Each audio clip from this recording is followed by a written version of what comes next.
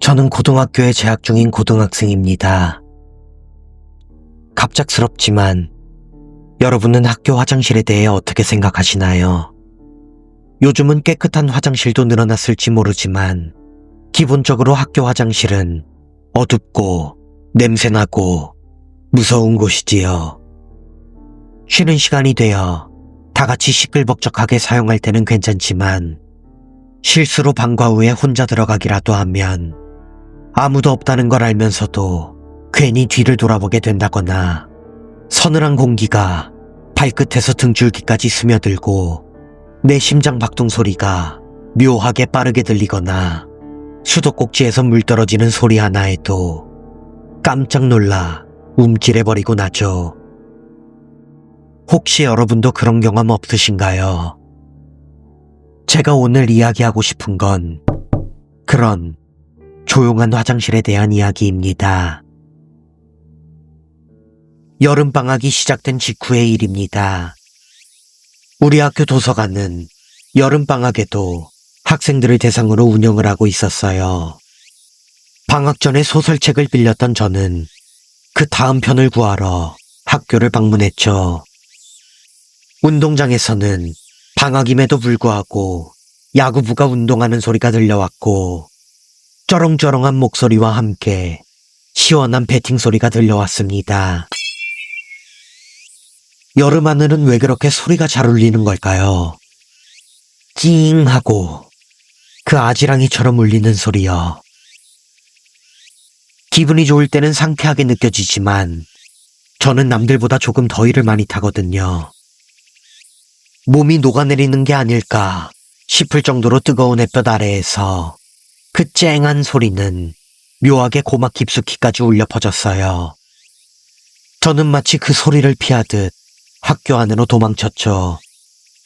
학교 안으로 들어서는 순간 그 서늘한 공기가 너무나 기분 좋았습니다. 멈추지 않는 땀들을 닦으며 서둘러 도서관으로 곧장 향했습니다. 꽤나 북적이지 않을까 생각했지만 공부를 하는 몇 명의 학생을 제외하고는 도서관은 조용했습니다. 에어컨도 빵빵하게 틀어져 있고 더할 나위 없이 편안한 분위기였죠. 저는 빌리고자 했던 책을 바로 찾았지만 도저히 집으로 돌아갈 엄두가 나지 않았습니다. 아까 흘렸던 땀이 다 식기도 전인데 다시 한번 그 지옥으로 나갈 용기는 없었어요. 할 일도 없었으니 저는 그냥 도서관에서 책의 다음 편을 읽어버리기로 했습니다. 한참 동안 책을 읽다 보니 에어컨 바람에 그간 흘렸던 땀이 모두 식어버렸고 어느 순간 화장실이 급해지더군요. 저는 곧장 일어나서 화장실로 향했습니다. 제가 책을 보고 있던 그 잠깐의 사이 도서관에 몇 명 있던 사람들은 모두 사라졌고 어느샌가 저 혼자만 남아있었습니다. 물론 아직 밝은 시간이었고 야구부가 활동하는 소리도 여전히 들렸죠. 땀도 식었겠다. 아까와 달리 짜증나는 기분도 없이 화장실에 도착해 문을 열었습니다. 화장실 문을 여는 순간 어느 학교 화장실이 그렇듯 불쾌한 냄새가 코를 찌르고 축축하고 눅눅한 공기가 느껴졌습니다. 화장실 문을 열기 전까지 느꼈던 상쾌함이 거짓말처럼 사르륵 사라져버렸습니다. 하지만 급한 볼일을 참을 수는 없었죠. 저는 서둘러서 가장 안쪽의 칸에 들어갔습니다. 칸에 들어가 칸막이 문을 닫자 무언가 으스스함이 느껴졌습니다. 서둘러 볼일만 보고 나가면 되는데도 그때에는 그 순간이 너무나 길게 느껴졌습니다. 그리고 그때 끼익 하며 화장실 문이 열리는 소리가 들렸습니다.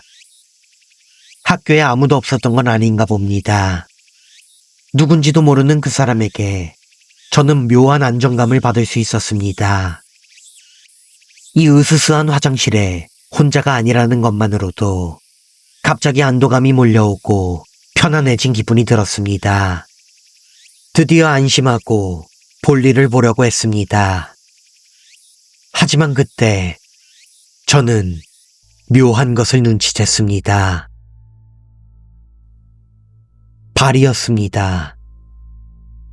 화장실 칸막이 아래편으로 샌들을 신는 발이 보이고 있었습니다. 아래쪽의 틈은 불과 몇 센치밖에 되지 않았지만 거기에는 분명히 샌들을 신은 발이 보이고 있었습니다. 분홍색의 작은 꽃장식이 달려 있었습니다. 그 발과 신발을 보니 작은 여자아이라는 것을 알 수 있었습니다. 옆칸에서 부스럭거리는 소리가 들리니 아까 들어온 사람하고는 다른 사람이었습니다. 혼자였다면 공포감에 패닉에 빠졌겠지만 옆칸에 사람이 있어 안심했는지 저는 그저 옆칸 사람을 따라온 아이인가 라고 생각할 뿐이었습니다. 하지만 그 발은 자세히 볼수록 이상했습니다. 보통 사람이 서 있으면 양쪽 엄지발가락이 안쪽으로, 새끼발가락이 바깥쪽으로 향해 있을 텐데 그 작은 발은 엄지발가락들이 바깥쪽에 있고 새끼발가락들이 안쪽으로 가지런히 놓여 있었습니다. 게다가 왠지 발도, 그 발 아래 바닥도 무언가로 흠뻑 젖어 있었습니다. 아이가 혹시 발을 꼬고 있는 걸까?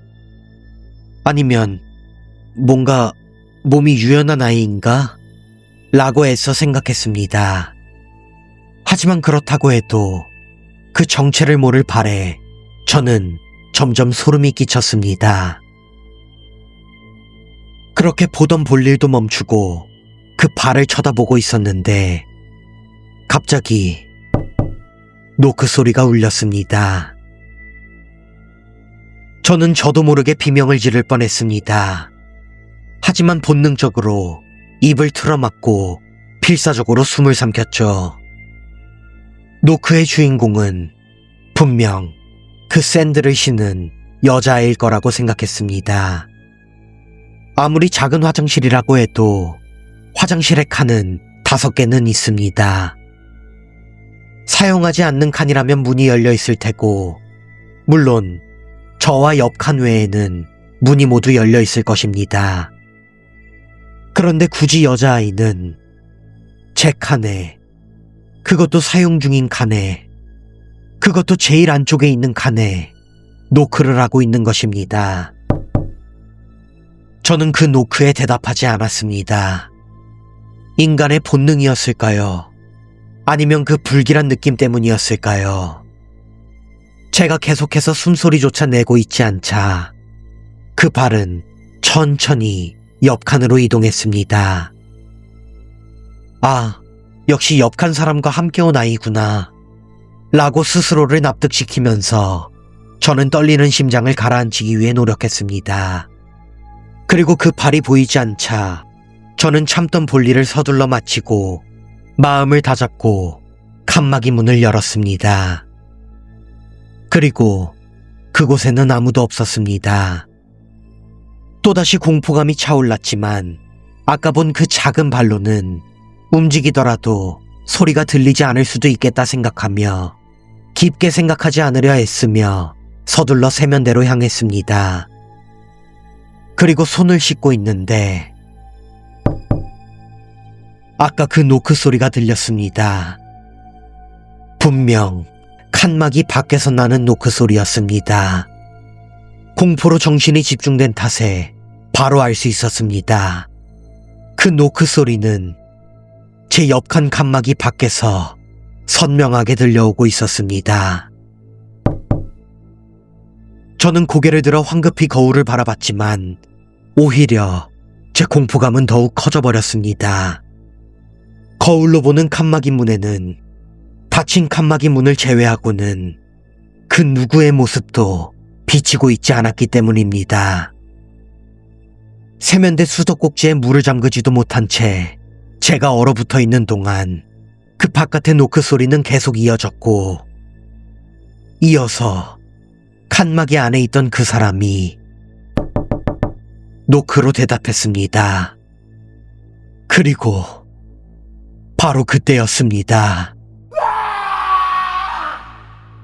조용했던 화장실에서 엄청난 비명소리가 울려 퍼졌고 저는 거의 날아오를 정도로 깜짝 놀랐습니다. 공포에 눈을 크게 뜨고 뒤돌아보니 닫혀 있어야 할 화장실 칸막이 문이 끼익하고 살짝 열리는 게 보였습니다. 하지만 그 칸에서는 아무도 나오지 않았습니다. 솔직히 미쳐버릴 것 같을 정도로 너무나 무서웠습니다. 하지만 도저히 그 안을 확인하지 않을 수 없었습니다. 두려움 반, 호기심 반이라고 해야 할까요?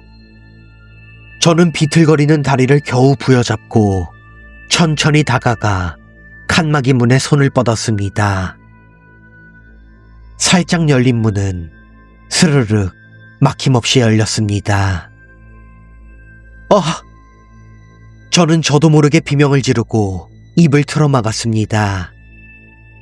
칸막이 안에는 남자 학생이 있었습니다.